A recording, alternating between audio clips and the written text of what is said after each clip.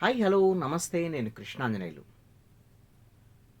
Bike అదేవిధంగా కార్లు కొనేటువంటి వాళ్ళకి ఆంధ్రప్రదేశ్ ప్రభుత్వము ఒక షాక్ న్యూస్ ఇచ్చింది.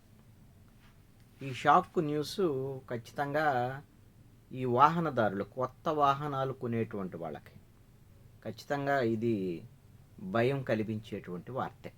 నూతన సంవత్సరం అనగానే కొత్త కారు కొనుక్కుందాం, కొంత బైక్ కొనుక్కుందాం, లేకపోతే పిల్లలకు బైక్ కొనిపిద్దాం, ఇలాంటి ఏమైనా ఆలోచనలు ఉంటాయి సహజంగా. అయితే రాష్ట్ర ప్రభుత్వం అనూహ్యంగా ఒక కీలకమైనటువంటి నిర్ణయం తీసుకుంది.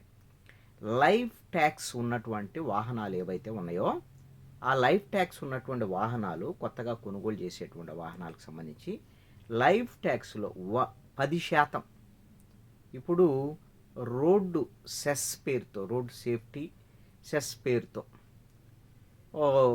కొత్తగా ఈ పన్ను విధించాలని ఆంధ్రప్రదేశ్ ప్రభుత్వం నిర్ణయించింది.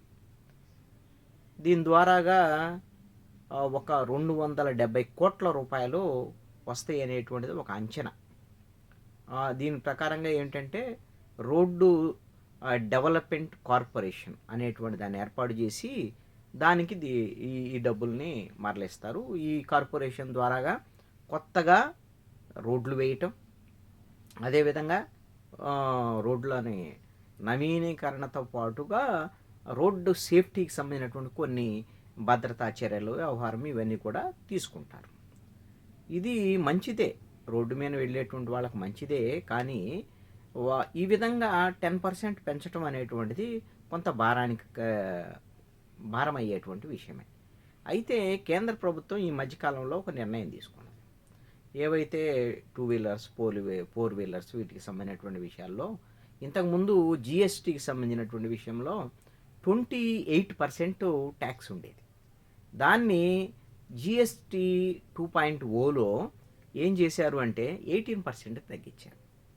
ఇంకేముంది, అందరు పండగ చేసుకున్నారు. 10% తగ్గిపోయింది కదా, వాహనాల రేట్లు తగ్గిపోతాయి, ఇంక ఇబ్బంది లేదు, కొత్త వాహనాలు కొనొచ్చు అని అందరూ సంబరపడుతుంటే ఆ కేంద్ర ప్రభుత్వం తగ్గించినటువంటి శాతం వీళ్ళు వడ్డన చేయటం మొదలుపెట్టారు. ఎందుకు ఆంధ్రప్రదేశ్ ప్రభుత్వం ఎందుకు ఈ నిర్ణయం తీసుకున్నది అని అంటే, గత ప్రభుత్వ హయాంలో మొత్తము ఖజానా ఖాళీ అయినటువంటి పరిస్థితి ఉంది. అదేవిధంగా గత ప్రభుత్వ హయాంలో మనం చూసాం, రోడ్లు వేసినటువంటి పరిస్థితి లేదు, కనీసం గుంతలు పూడ్చినటువంటి పరిస్థితి కూడా లేదు. దానికోసం పెద్ద ఉద్యమాలు జరిగినటువంటి పరిస్థితి ఉంది. జనసేన పార్టీ అయితే రోడ్లు, గుంతలు వీటి మీద ఒక డిజిటల్ యాజిటేషనే పెద్ద ఎత్తున చేసింది. అయినా సరే ఆ ప్రభుత్వం స్పందించలేదు, ఒక్క రోడ్డు వేసినటువంటి పరిస్థితి లేదు. అలాంటిది అవకాశమే లేకుండా వాళ్ళు ఆ డెవలప్మెంట్ ఆస్పెక్ట్లో ముందుకు వెళ్ళలేదు.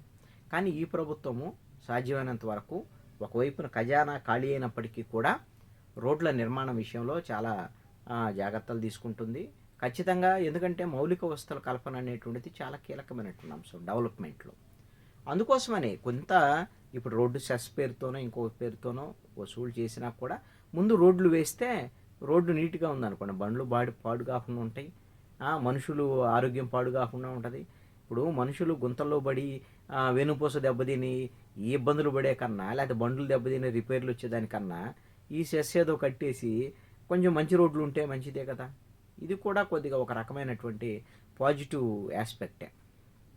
ఈ కార్పొరేషను, రోడ్డు డెవలప్మెంట్ కార్పొరేషన్కి ఇలాగా 270 కోట్లు సపోజ్ ఈ సెస్ ద్వారాగా వచ్చినాయి అనుకోండి, రోడ్డు సెస్ ద్వారాగా వచ్చినాయి అనుకోండి, దీని ద్వారా కూడా కార్పొరేషన్ ద్వారా కూడా రుణాలు తీసుకునేదానికి అవకాశం ఉండొచ్చు.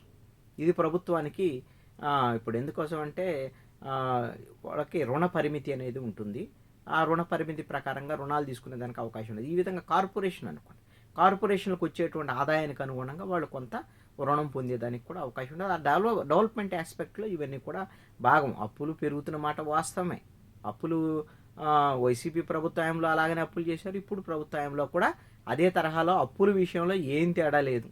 ఈ ప్రభుత్వం కూడా అప్పుల కుప్పే, అప్పులు చేస్తున్నటువంటి మాట వాస్తవమే. దీన్నేమి ఈ ప్రభుత్వాన్ని ఈ విషయంలో మనమేం సపోర్ట్ చేయలేం. అదేమంటే మరి డెవలప్మెంట్ ఉంది కదా, వాళ్ళు ఏం డెవలప్మెంట్ లేదు, ఆ రోజున ఓన్లీ సంక్షేమ పథకాలు, డబ్బులు బటన్ నొక్కడం తప్ప డెవలప్మెంట్ లేకుండా ఉంది. ఇప్పుడు ఈ గవర్నమెంట్ కొంతలో కొద్దిగా బెటర్ కదా, ఇటువైపు డెవలప్మెంట్ చేస్తూ సంక్షేమ పథకాలను కూడా అమలు చేస్తున్నటువంటి పరిస్థితి కూడా ఉంది. కాబట్టి ఇది కొంత పాజిటివ్ అంశంగానే చూడొచ్చు అనేటువంటిది ఒక ఆలోచన.